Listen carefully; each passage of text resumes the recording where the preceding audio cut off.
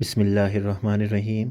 سیدنا ابو ہریرہ رضی اللہ تعالیٰ عنہ سے روایت ہے کہ نبی کریم صلی اللہ علیہ وآلہ وسلم نے فرمایا، کیا میں تمہیں ایسے اعمال نہ بتلاؤں کہ جن کے ذریعے اللہ گناہ معاف کر دیتا ہے اور درجات بلند کر دیتا ہے؟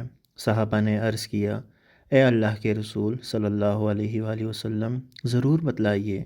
فرمایا، سختی اور تکلیف میں اچھی طرح وضو کرنا، مساجد کی طرف زیادہ چلنا، اور ایک نماز کے بعد دوسری نماز کا انتظار کرنا، یہی تمہارا رباط یعنی کہ اپنے آپ کو اللہ کی اطاعت پر کاربند رکھنا ہے۔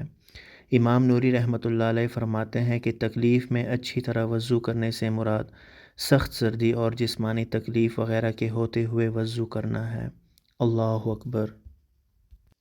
دوسری روایت میں سیدنا ابو ہریرہ رضی اللہ تعالیٰ عنہ نے فرمایا کہ نبی کریم صلی اللہ علیہ وآلہ وسلم کا ارشاد ہے، جو شخص لوگوں کا شکریہ ادا نہیں کرتا وہ اللہ کا بھی شکر گزار نہیں ہوتا۔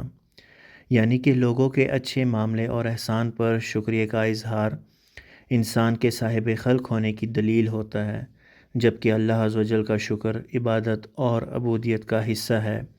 لوگ جو آپ کے ساتھ احسان کرتے ہیں وہ دراصل اللہ عز و جل کے تصوف سے ہی کرتے ہیں، لہٰذا حقیقی شکر گزاری تو رب تعالیٰ ہی کا حق ہے، تاہم بالطبع لوگوں سے احسان مندی کا اظہار بھی لازمی طور پر مشروع اور مسنون ہے۔